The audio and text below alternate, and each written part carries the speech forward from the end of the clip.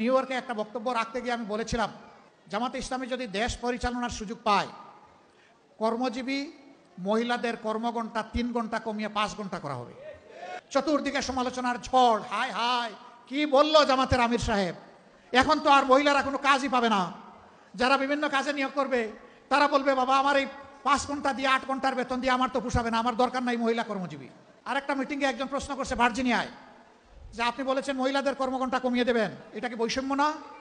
আমরা করবো 8 ঘন্টা, তারা করবে 5 ঘন্টা। আমি বললাম অবশ্যই বৈষম্য।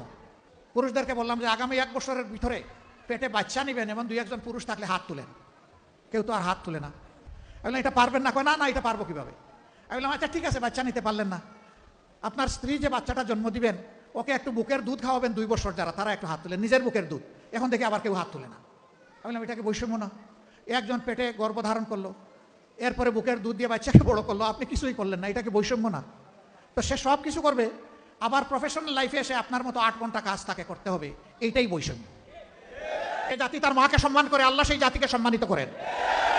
চুররা চুরি করে সমাজ থেকে পকেট কেটে লুণ্ঠন করে যেই টাকা নিয়ে যায়, সেই টাকা যদি ফেরত আসে, সেই টাকা যদি সদ্ব্যবহার করা যায়, মায়েকে রানীর মর্যাদায় প্রতিষ্ঠিত করা হবে ইনশাআল্লাহ। কার গায়ে জ্বললো আর কার গায়ে জ্বললো না এটা দেখার সময় আমাদের নেই।